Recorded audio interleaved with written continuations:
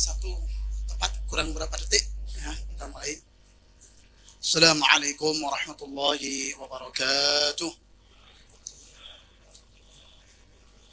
Bismillahirrahmanirrahim. Alhamdulillah wassallallahu ala nabiyhi wa mustafahu Muhammadin wa alihi wa sahbihi wa muqri'il Qur'ani ma' muhibbihi wa ba'du. Alhamdulillah, kita lanjut. Memang ini agak maraton ya. Jadi kita selalu mulai on time ya.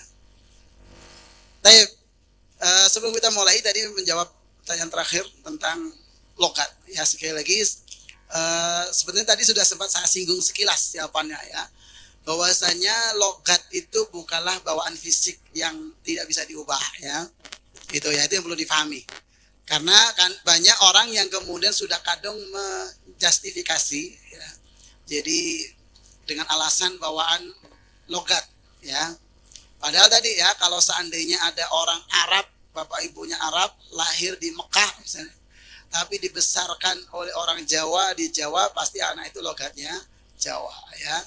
Artinya apa? Sebetulnya sebagaimana salah satu makna dari firman Allah, wa laqad yassarnal Qur'ana lidzikri fahal mim muddakir, itu kita bisa baca di Ibnu Katsir, ada salah satu maknanya aisahalna alal alsun ya.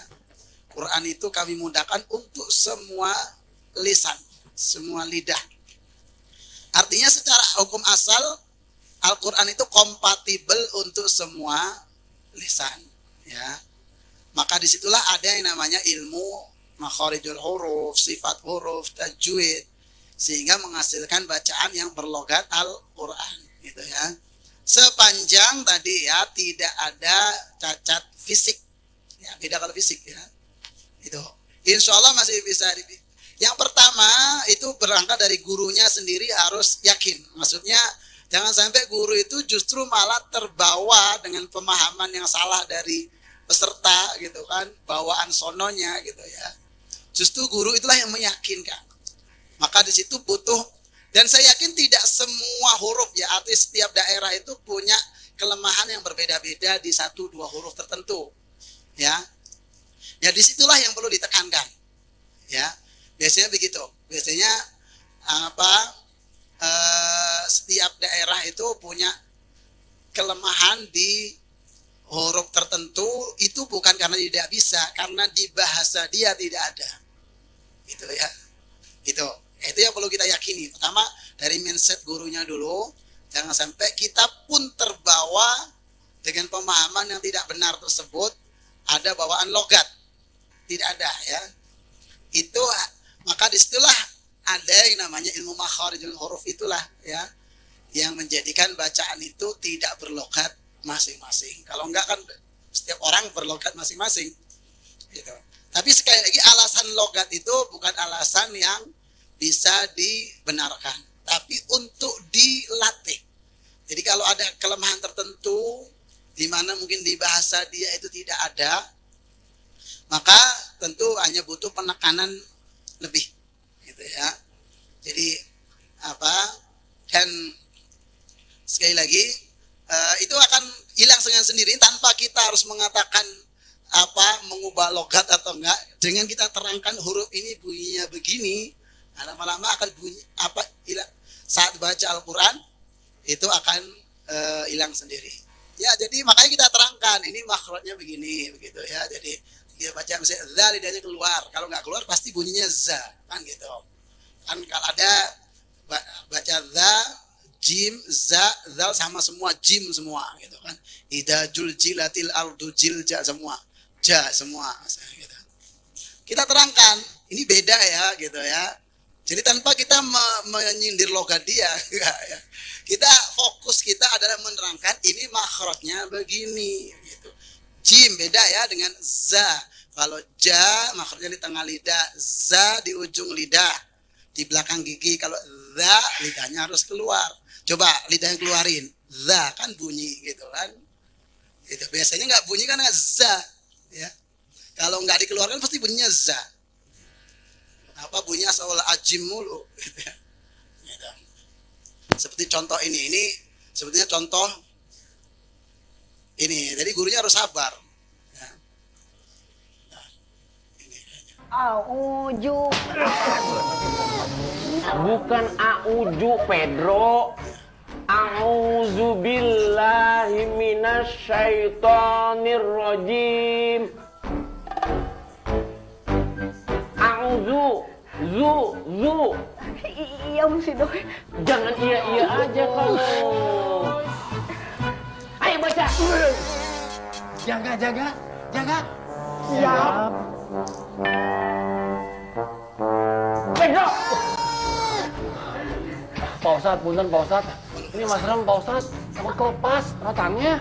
Saman juga wajahnya dudung kali.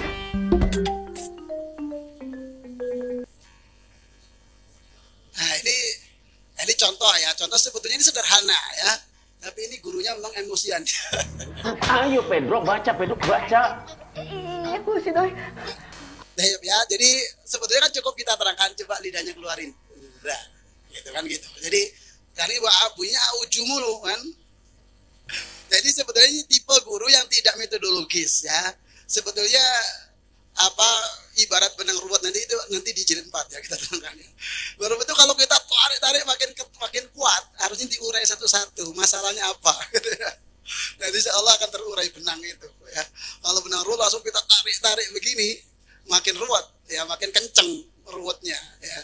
Kita termasuk baca Al-Quran itu bisa deteksi apa kelemahannya. Nggak bisa baca sekali, nggak bisa baca sama sekali misalnya. Oh di sini bunyi tapi sebagian pengucapan tidak benar, itu lebih mudah harusnya ya. Atau misalnya ngerti huruf tapi suka tuker-tuker misalnya gitu. Kan jelas tuh. Lalu apa yang harus kita lakukan? Nanti akan kita bahas di jilid 4 insya Allah terutama ya. Ya, jadi ini tadi jawabannya Allah itu mudah ya, sangat mudah. Kenapa bunyi begitu? Misalnya contoh, memang guru di sini harus paham kenapa bunyi begitu. Itu kira-kira dia lidahnya kemana?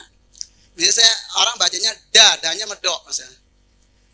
Kita tahu itu lidah itu ke langit-langit, harusnya di pangkal gigi, bukan di langit-langit. Ya, kalau ke langit-langit pasti medok. Ya misalnya gitu, ta misalnya. Di situ memang dibutuhkan kefahaman guru ya. Dia mendeteksi suara gitu ya.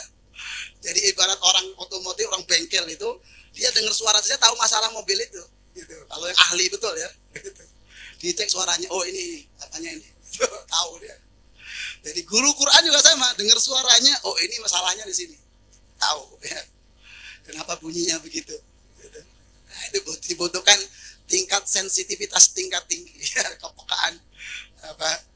Saya punya kakak ipar itu tukang ahli ya, terot ya, itu lihat mobil jalannya tahu terotnya rusak itu, dia tahu itu saking ahlinya ya. Jadi dia hanya diintip sendiri, oh ini patah satu ini tirnya, padahal nggak kasat mata gitu. Sisi lain guru Quran begitu ya, maka di situ kita tahu masalahnya dan bisa membetulkannya. Misalnya ternyata masalahnya dahnya medok dah gitu. Nah, itu karena lidahnya di langit-langit. Coba lidahnya tempelin pangkal gigi. Dah. Tidak akan medok. Ya, gitu. Misalnya gitu. Atau misalnya za dibunyikan za lebih gampang lagi, itu karena lidah tidak keluar. Coba lidahnya keluarin. Bunyi za, lo bisa kan? Nah, gitu aja. Ya. Taib ya. Ini sedikit sebelum ke jilid 3 saya sedikit mas sekilas saja tentang klasikal ya. Pemahamannya secara jama'i. Tadi sempat kita skip sekilas ya.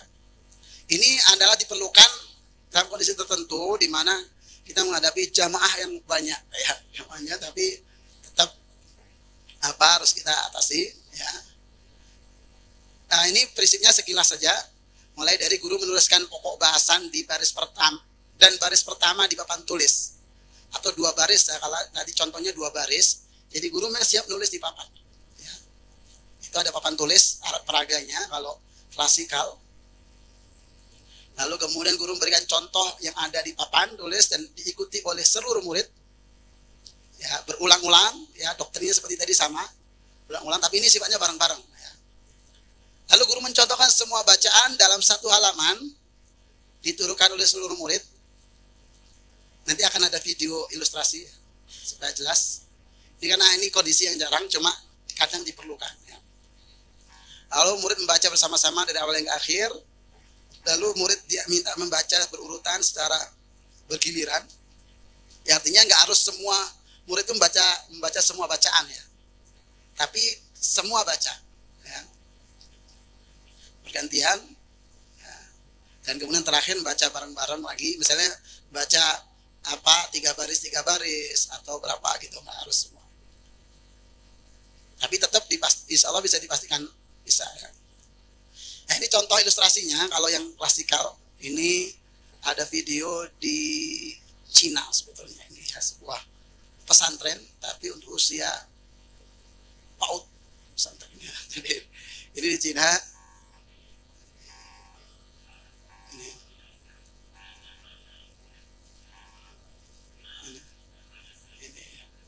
Tapi ini poin ini habis ini ya, habis ini.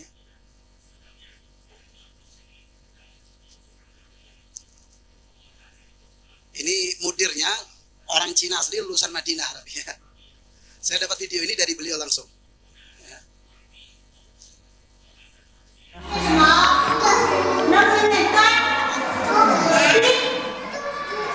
Habis ini praktek ngajar klasikalnya.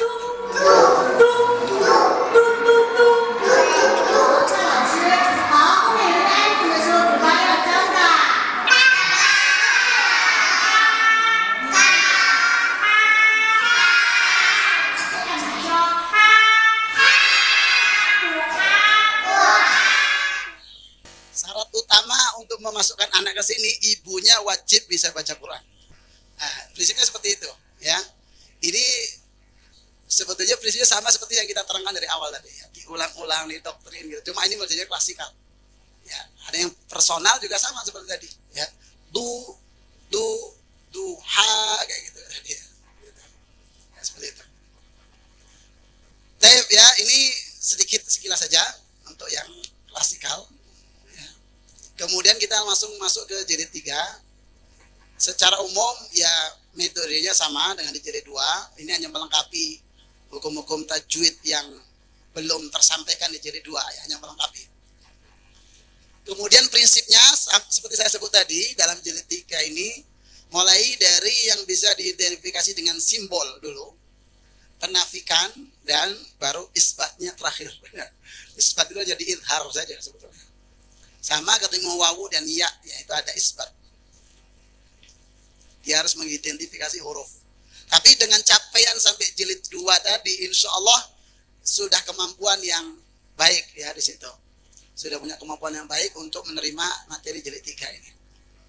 Di mana targetnya adalah murid dapat membaca Al-Quran dengan menerapkan hukum-hukum tajwid. Ya, mulai iklab, saya dulu kan iklab karena iklab bisa diidentifikasi dengan simbol mim kecil ya. Idgham bi gunnah, yaitu yang ketemu wawu dan ya, ya. Tadi belum tercover di bahasan idgham ta. Ikhfa syafawi ini bisa diidentifikasi juga dengan simbol sebetulnya. Semua mim yang tidak dibaca idhar, yaitu kan bisa mim ketemu ba, mim ketemu mim. Itu pasti tidak ada sukunnya. Ya. Untuk mushaf Timur Tengah ya. Kemudian baru wakaf dalam berbagai kondisi. Kalau tadi kan baru mematikan huruf terakhir saja. Baru idhar. Ya. Baru mengenalkan mat harfi, huruf pembuka surat atau al-huruf al-muqatta'ah. Atau disebut huruf an-nuraniyah. Baru pakai surat-surat pendek atau ayat pilihan. Sampai sini sebetulnya ini baru halaman berapa di jilid 3 ya. Jadi itu sudah bisa langsung Al-Quran. Ya. Jadi itu di halaman sampai ya. Nanti surat-surat pilihan ini halaman 30-an yang nggak sampai akhir ya, karena bahasan bacaan di luar kaidah nanti bisa diterangkan sambil program tadarus ya, harus diterangkan di awal. Hanya 30-an halaman. Waktu kurang lebih 4 bulan sama. Ya, lalu cara pengajaran sama ya. Jadi intinya memberikan contoh pengucapan, hukum tajwid dan seterusnya semuanya dengan konsisten. Ini outline-nya secara umum ya, dari iklab, guna, seterusnya tadi udah kita bahas ya.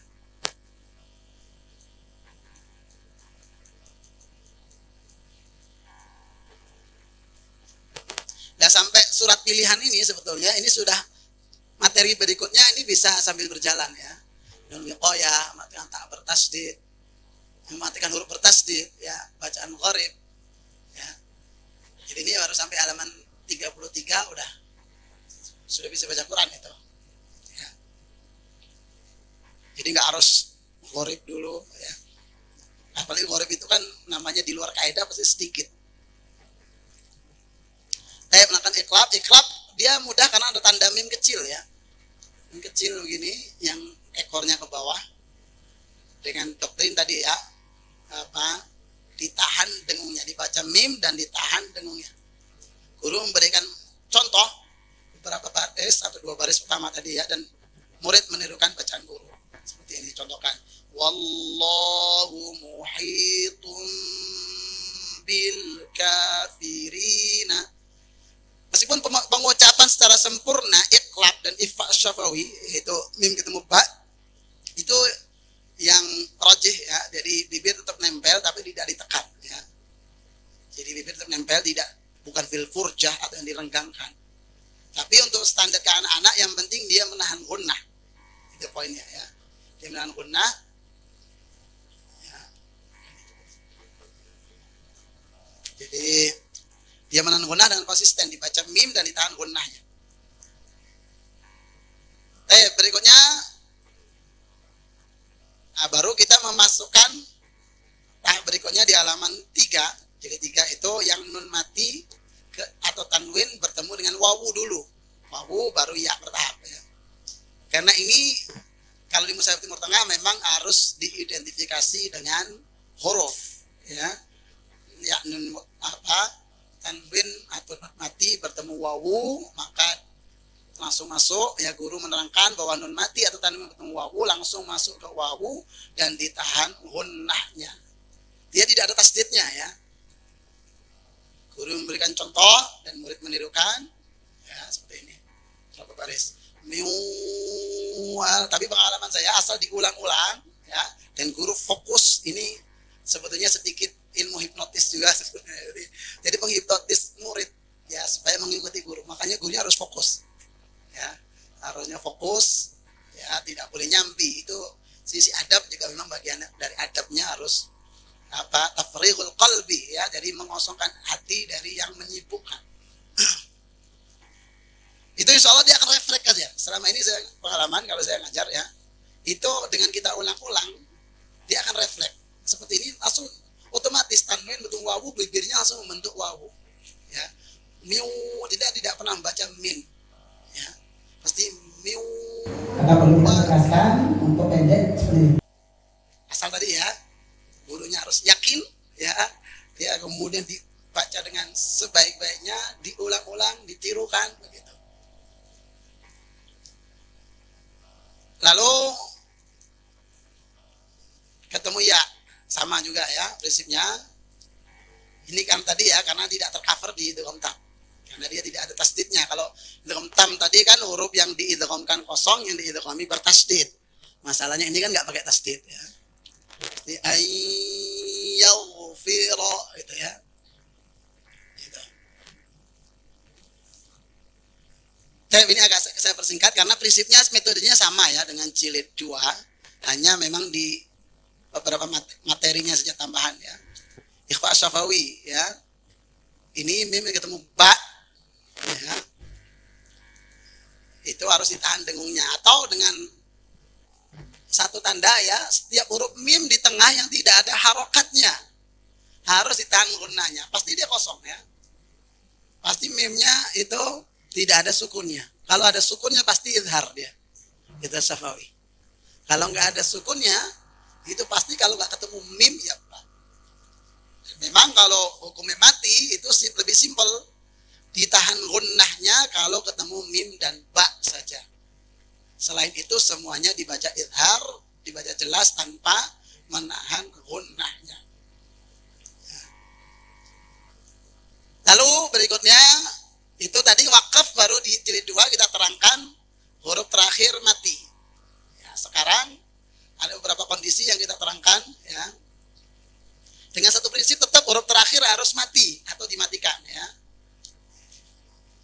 Lalu memberikan contoh ya. Jadi cukup keterangannya, retorikanya cukup ini. Guru menerangkan secara singkat, jika begini maka begini. Misalnya mulai halaman 9 ya. Halaman 9 itu karena beberapa kondisi ya, mulai dari mematikan fathatain ya, tanwin ya. Maka dibaca jika ini nabatan, matinya jadi dibuang satu harokatnya. Dia baca nabatan gitu, diulang-ulang. Beberapa baris dicontohkan ya. Jadi kaidahnya jika begini maka begini ya, gitu. Jika begini maka dibaca begini. Jika apa berakhiran an maka bacanya jadi panjang, annya dibuang. Nabata gitu. Kafuro gitu. Lalu halaman 10 itu mematikan tak marbutoh. Ya, tadi kan semua kita terangkan di jilid 1 itu tak ya. Sekarang kalau di akhir dia jadi ha, udah begitu. Jika tak bulat kalau mati dia jadi ha. Ya. Dicontohkan beberapa baris fil hutamah ya wahidah gitu. Maka di sini insya Allah murid akan bisa memahami dengan mudah dan terbiasa dengan banyaknya latihan ya. Termasuk mematikan 2 huruf jadi halaman 11 itu wal fath, ada misalnya illahu min fadlih, itu matinya di haknya. Itu per baris hanya cukup diterangkan bahwasannya ini kalau dibacaan ini bacanya begini, dicontohkan ya. Gitu. Baik, barulah berikutnya itu kita menggunakan bacaan idhar, itu bertahap, itu pun bertahap ya. Dari halaman 12 itu mulai ketemu hamzah dulu ya, karena ada 6 huruf ya, tapi per halaman dia nambah 1 huruf saja ya. Di halaman 12 itu mulai ketemu hamzah dulu, baru halaman 13 tambah huruf ha dengan hamzah tentu ya, karena semua materi sebelumnya pasti ada. Baru halaman 14 itu tambah huruf kho, itu pun nggak langsung 6 langsung di satu halaman, enggak ya. Gitu. Tambah huruf kho. Nah. Tapi selama ini pengalaman ya juga itu kayaknya sudah fitrahnya Quran ini ya, memang kalau jadikan demikian itu refleks kalau ketemu huruf ini karena jauh di makhrajnya. Ya. Biasanya refleks idhar. Ya. Selama ini saya amati ya. Walaupun tadi kita doktrin di depan semuanya samar dan mati tanwin di tengah, tapi ketika ketemu huruf-huruf tenggorokan ini dia akan kesulitan sendiri menyamarkan itu, sehingga dia akan refleks idhar. Itulah memang salah satu sisi uniknya Al-Quran ya. Tapi tetap makanya kita menerangkannya pun insya Allah nggak susah-susah amat ya. Itu pun kalaupun dia harus menghafalkan huruf cuma 6 ya, cuma 6 aja dibandingkan harus menghafalkan ikhfa yang 15 ya. Lalu halaman 16 itu masuk ghain ya, dan terakhir ha ya, gitu. Jadi di halaman 18 insya Allah akan terbiasa dengan mudah dengan banyaknya latihan. Baru halaman 18 tadi di akhir jilid 2 kita terangkan semua alif lam hamzah wasl dibaca a. Sekarang selain alif lam baru dibaca i. Ya. Ini hanya memudahkan ya pembagian ini. Untuk u tadi sudah kita bahas, udkhulu urqut itu nanti masih ketemunya lama. Ya, kita terangkan nanti pas ketemu bacaannya. Hanya untuk supaya enggak ada beban pikiran ya. Lalu satu lagi hukum mat, ini bacaan mat lazim, yaitu yang dibaca 6 harokat. Ya. Ini guru cukup menerangkan jika setelah tanda panjang, yang tanda mat tadi, ada tasdid maka dibaca 6 harokat, dicontohkan langsung ya, misalnya wasoffat, gitu cara bacanya. Kecenderungannya orangnya biasanya kalau baru belajar itu terburu-buru masuk tasdid. Ya, gitu. Maka perlu contoh Walad-dol-nya yang panjang gitu ya. Bukan do-nya. Walad-dolin gitu ya. Tomma, bukan tom-nya yang panjang. Maka itu perlu contoh. Ya. Nah di sini lalu kemudian latihan surat-surat pendek dimulai dari surat Al-Fatihah. Jadi di sini udah masuk semua bahasan, lalu surat At-Tin sampai An-Nas ya. Di sini guru sebenarnya cukup menyimak saja. Ya. Lalu ini cara mengenalkan mad harfi ya. Kita agak singkat ya. Nah jilid 4 agak butuh waktu dikit. Mad harfi cara mengenalkannya bagaimana? Ya. Jadi sekali lagi tidak perlu pusing mikirin teorinya ya. Secara teori memang kan dia ada klasifikasi, tapi ini kita langsung sudah klasifikasi di sini. Guru mencontohkan satu huruf dan diikuti oleh murid. Murid membaca huruf per huruf secara parsial sampai betul semua. Baru kemudian guru mencontohkan membaca mad harfi dalam rangkaian satu persatu diturunkan oleh murid hingga benar ya. Murid membaca semua rangkaian hingga benar semua. Ini caranya ya, begini.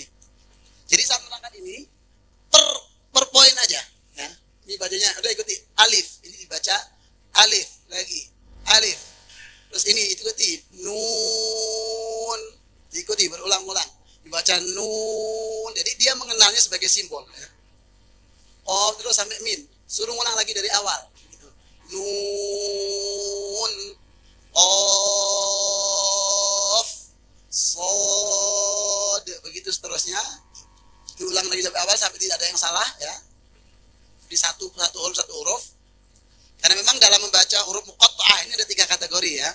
Yang dibaca abjadnya dan dibaca 6 harokat, dibaca 2 harokat mad tabi'i, dan dibaca abjadnya tapi tidak dipanjangkan, cuma alif ya.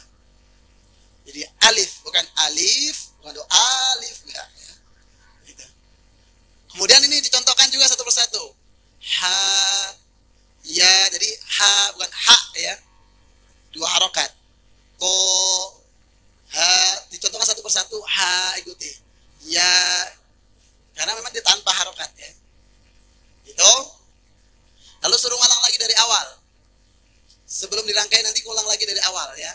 Alif, nun, seterusnya sampai sini benar semua secara parsial, baru kita rangkai. Kita rangkai, kita contohkan kata per kata saja. Ya. Ini sambil diikuti sampai benar. Ya. Jadi ikutinya dia sebagai sebuah kayak semacam kata tersendiri gitu ya. Gitu. Sampai benar satu persatu, baru diminta mengulang sendiri dari awal. Gitu. Jadi caranya begitu. Di mana di sini berlaku hukum tajwid ya, lam mim kayak gitu ya. Ain samar gitu ya. Nun gak musin, al-ikhfa. Ya, jadi ini mengenalkan huruf muqatta'ah begitu. Jadi kita tidak mengenalkan ini teorinya dari jilid 4 sebetulnya ya, dari jilid 4. Keterangannya, rinciannya, singkatannya, macam-macam ada semua ya. Cuma di tahap ini itu cukup kita kenalkan sebagai simbol ya. Contohkan secara parsial satu persatu, lalu diulang lagi ya, kemudian baru kita rangkai, kita contohkan kalimat per kalimat sampai diikuti dengan benar. Insya Allah nggak sulit karena dia perpotongan pendek ya. Jadi tidak ada masalah dia mengenal dan menghafal sebagai suatu simbol ya. Itu sebagai suatu simbol seperti lafaz Allah tadi. Itu untuk mengenalkan al-huruf muqatta'ah, dan ini ya ini aja contohnya di Quran bentuknya. Cuma ada yang berulang alif lam mim, alif lam ra ya, ha mim yang berulang beberapa kali. Yang paling banyak. Ya. Gitu. Baik ya. Kemudian terakhir ini mengenalkan tanda-tanda wakaf. Sebelumnya kan sudah kita kenalkan tanda berhenti adalah bulatan besar ya. Kayak begini. Nah, pada pembahasan ini kita kenalkan juga tanda berhenti selain bulatan. Prinsipnya ya, Dalam baca Al-Quran intinya tidak boleh berhenti cuma ini ya, cuma lah. Semua ini boleh berhenti. Kalau ini berhenti di salah satu ya, salah satu bisa di tanda titik yang pertama atau yang kedua. Yang nggak boleh berhenti di dua-duanya. Ya. Prinsipnya ini semua boleh berhenti. Ini ada di Mushaf Timur Tengah. Kalau ada tanda to itu ada di Mushaf Indonesia ya. Atau kalau kita kenal mushaf yang lain lebih macam-macam lagi tandanya. Ya. Tapi prinsipnya kalau ini sotlah aslinya wasal aula itu maknanya boleh berhenti, boleh terus, tapi berhenti lebih lebih baik. Wasal ini salah ini. Ini lebih baik terus ini salah tulisnya. Ini lebih baik terus, lebih wasal aula.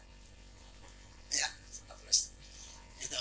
Tapi secara umum berhenti juga sudah secara makna itu sudah wakaf kafi.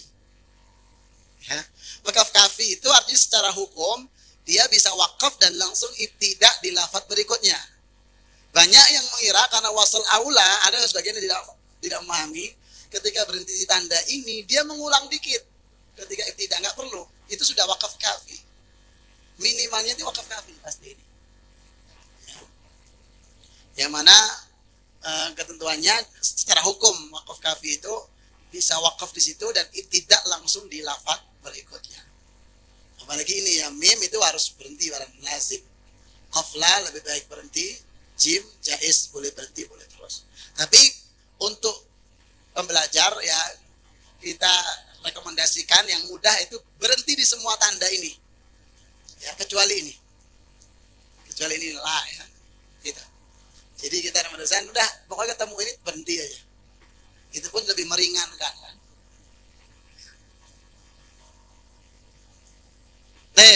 Ya. Dan tetap memperhatikan cara berhenti yang sudah diterangkan tadi ya, sebelumnya. Baru kemudian baca ayat pilihan itu sudah ayat panjang mulai halaman 30 yaitu awal surat Al-Maidah. Ya. Jadi sudah kemudian kita latih berhenti di tanda-tanda wakaf tadi. Yang menerapkan tanda wakaf tadi. Ya, intinya semua tanda berhenti kecuali la ya. Dalam alif. Lalu di Ali Imran juga sudah mempraktekkan huruf muqatta'ahnya. Lalu ini awal An-Nisa juga. Ini dalam rangka mempraktekkan berhenti di selain tanda bulatan tadi ya. Lalu di surat Asy-Syura sampai sini ya, ini saya sebutkan sudah bisa langsung dilanjutkan program tadarus Al-Quran. Jadi langsung jadi sampai sebetulnya sampai halaman 33 ini murid sudah bisa dinyatakan lulus jilid 3 ya, lulus jilid 3 dan lanjut program tadarus Al-Quran. Nah, dan itu dia akan senang, waduh saya sudah Quran kan gitu ya. Itu memberikan efek positif ya pada dia. Oh, udah Quran. Seperti saya cerita tadi, orang tua tadi yang bacanya agak berat ya, misalnya dia saya pikir dulu Pak Ustaz itu. Alhamdulillah ketika sudah saya nyatakan bisa baca Al-Quran itu senangnya luar biasa ya. Sampai Quran itu yang sudah dia simpan lama dan belum dibaca, belum pernah bisa dibaca. Lalu diambil dari raknya itu, saya langsung sampaikan, Pak, sekarang Qurannya bisa diambil dan sudah bisa dibaca. Wah, bener dibuka, bisa kayak gitu kan.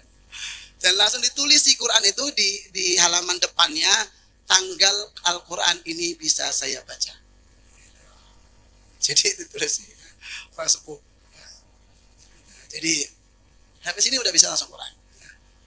Dan udah sangat bagus, ya, udah sangat bagus untuk ukuran pembelajar ya. Sekali lagi tadi rekomendasinya untuk anak ya, misalnya kalau di sekolah formal, hitungan formal ya, itu di TPA mungkin sini program tadarus dulu, jadi guru menyimak dia tilawah ya Al-Quran sampai selesai, baru nanti bisa kalau di sekolah misalnya di kelas 3, 4 kita pakai jilid 4 untuk pendalaman materi gitu. Tapi untuk ngejar misalnya pesantren atau sekolah program yang punya target tahfidz itu udah cukup ya. Jadi dia sudah bisa membaca mandiri. Tentu dengan bimbingan guru tetap. Ya. Jadi artinya sudah tercover. Karena saya perhatikan memang ini banyak menjadi masalah ya, banyak sekolah itu memasang target tahfidz yang besar tanpa memperhatikan bagaimana mencapainya, gitu ya. Jadi mencapainya dan apalagi salah satu komponen pokoknya itu bacaan yang baik itu enggak juga terpikirkan bagaimana mencapai ini, gitu ya. Gitu. Karena ini salah satu fakta yang saya perhatikan ya. Banyak lembaga itu membuat program Quran, tapi yang menyusun bukan orang Quran, ya. Itu orang manajemen, ya. Orang manajemen yang membuat, dia tidak merasakan langsung, ya. Gitu. Maka disitulah perlu orang yang memahami Al-Quran yang kemudian memberikan masukan, ya. Jadi bukan sekedar gambaran ideal ya yang indah tentang sebuah lembaga dengan target tahfidz, ya, tapi tidak tahu bagaimana mencapainya, jadi nggak realistis. Ini banyak terjadi, saya perhatikan itu ya, saya perhatikan. Atau begini, ini juga terjadi dari pihak manajemen hanya memberikan target, lalu kemudian cara mencapainya tidak kemudian rumuskan secara detail, akhirnya diserahkan ke guru masing-masing.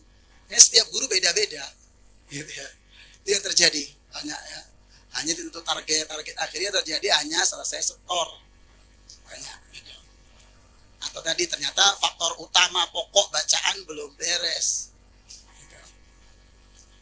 Tapi insya Allah dengan modul yang tidak lama ini itu akan bisa juga membantu untuk merealisasikan itu. Ya ini sampai jadi 3. Sisanya itu nanti bahasan-bahasan yang itu misalnya seterusnya itu bisa sambil jalan qorib dan seterusnya ya. Saya langsung ke jilid 4 dulu, nanti baru saya jawab ya. Ini